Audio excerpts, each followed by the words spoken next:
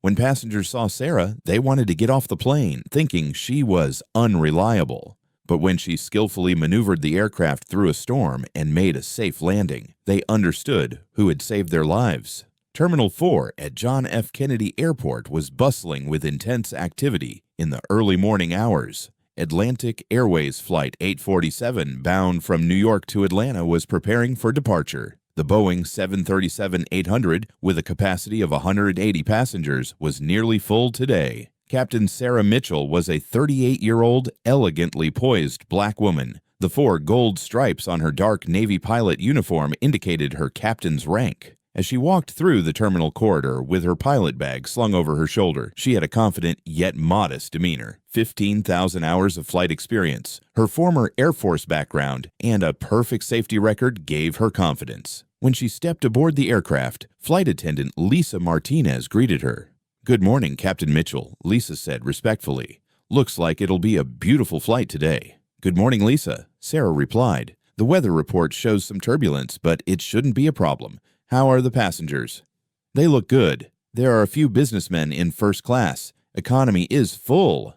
As Sarah walked toward the cockpit, she felt the gazes of first-class passengers on her. Robert Sterling, a 52-year-old wealthy real estate investor, looked up from his Financial Times and saw Sarah. He frowned. "Who is this?" he muttered to himself. Then he turned to Margaret Thompson in the seat next to him.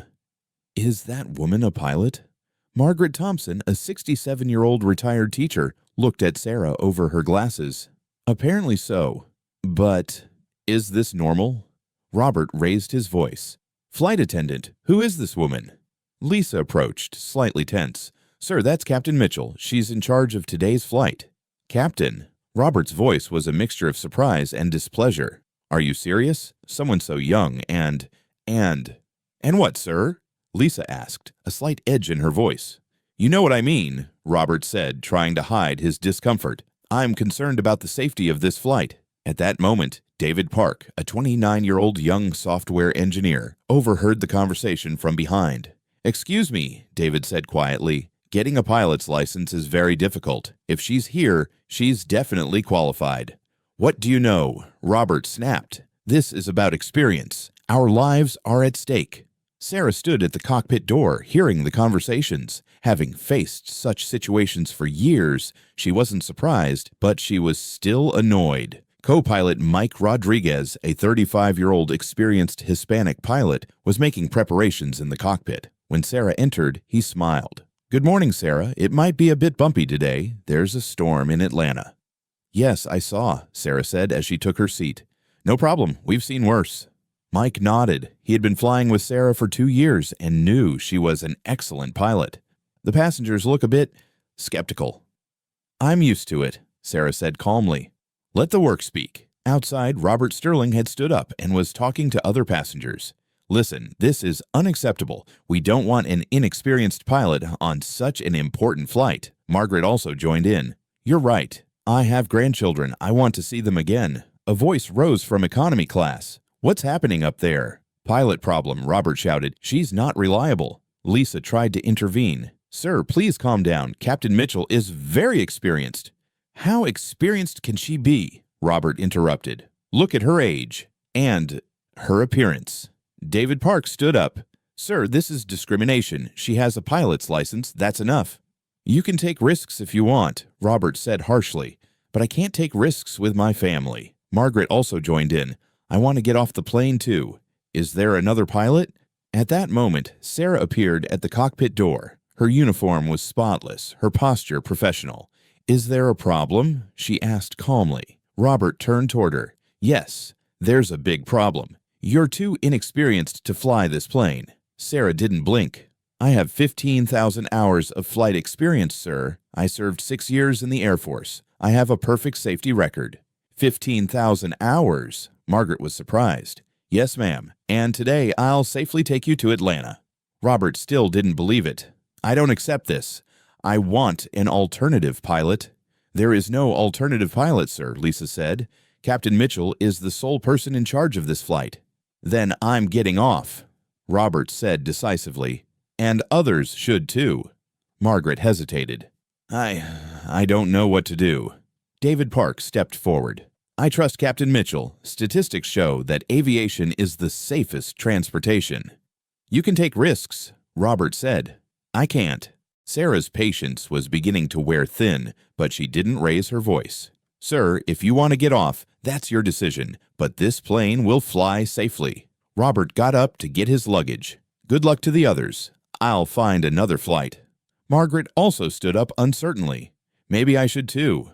At that moment, a voice came from the radio in the cockpit. Mike quickly ran to the door. Sarah, emergency. Sudden weather change in Atlanta. Severe storm approaching. Need immediate takeoff or 4-hour delay. Sarah immediately returned to the cockpit. She looked at the weather radar. A large storm system was approaching Atlanta. If they took off now, they could land before the storm. She took the announcement microphone. Dear passengers, this is Captain Mitchell speaking. Due to sudden weather changes in Atlanta, we need to take off immediately. Please take your seats and fasten your seatbelts. Robert stopped.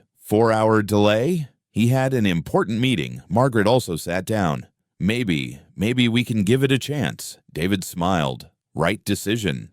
The plane took off within 15 minutes. The beginning was smooth. Sarah's gentle takeoff impressed many passengers. Even Robert had to admit it looked professional. The first hour passed without problems. Sarah made an announcement. We are currently cruising at 37,000 feet. Estimated arrival time to Atlanta is 45 minutes. But the situation on the weather radar was changing. The storm was coming faster than expected.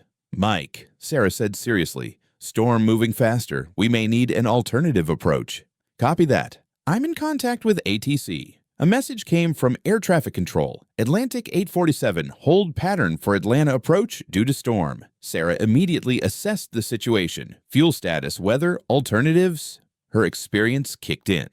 Negative ATC, request immediate ILS approach runway Aero 8R. There's a storm window, but it's short. Atlantic 847, storm conditions dangerous. Recommend divert to Jacksonville. ATC, requesting Atlanta approach for fuel situation and passenger comfort. 15,000 hours experience. Storm approach qualified. Turbulence began in the cabin. Light at first, then it intensified. Robert held his seat tightly. What's happening? Lisa made an announcement. Passengers, please remain in your seats. Seatbelts fastened. Margaret was scared.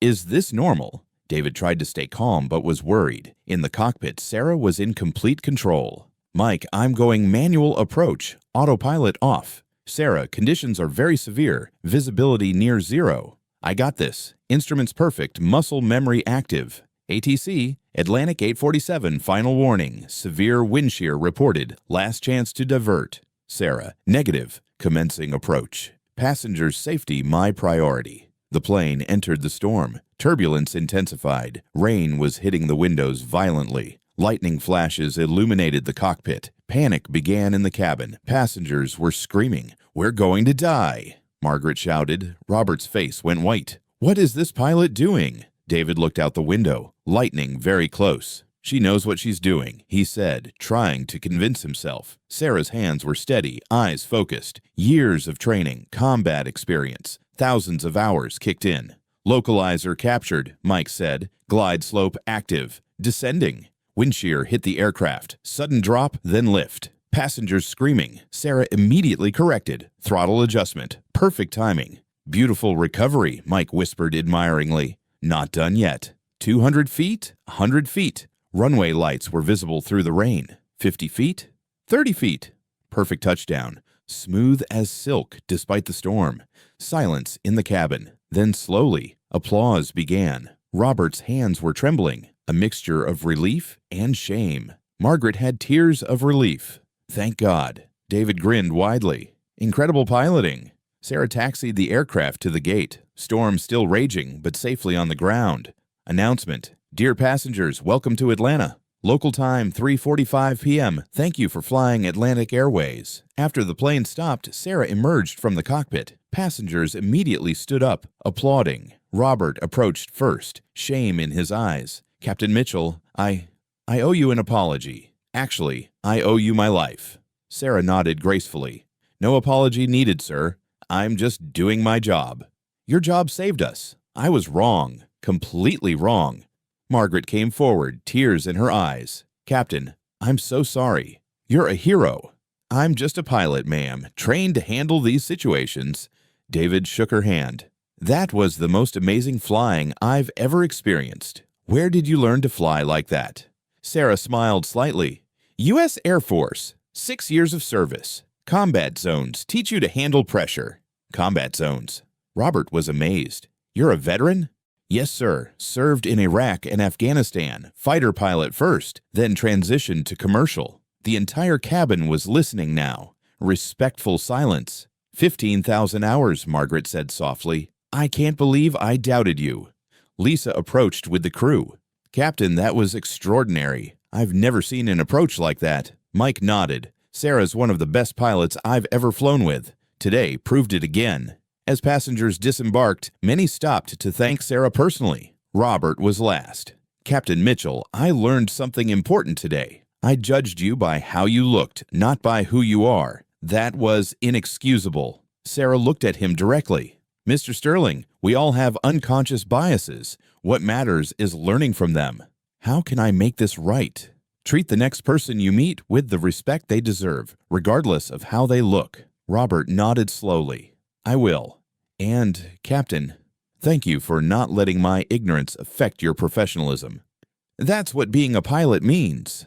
Everyone's safety, regardless of who they are. As Robert walked away, he turned back. You're not just a pilot, Captain. You're exactly what a leader should be. Outside, the storm was clearing.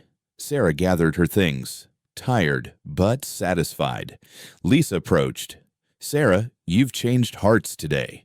That's more than just flying. Mike added, you showed them what real strength looks like. Quiet, professional, unshakable. Sarah smiled. Every time we prove ourselves, we make it easier for the next person who looks like us. That evening, Robert Sterling wrote a letter to Atlantic Airways, praising Captain Mitchell and recommending her for recognition. He also made a donation to an organization supporting women in aviation. Margaret Thompson called her granddaughter that night, telling her about the brave pilot who saved her life and taught her about judging people. David Park posted on social media about the incredible pilot who flew through a storm with skill and grace. But for Sarah Mitchell, it was just another day at the office. Tomorrow, she'd do it all again, carrying passengers safely across the sky, proving with every flight that excellence has no color, no gender, only skill, dedication, and the quiet courage to do what's right when it matters most. Because in the cockpit at 37,000 feet,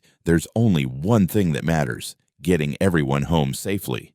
And Sarah Mitchell was one of the best in the world at doing exactly that.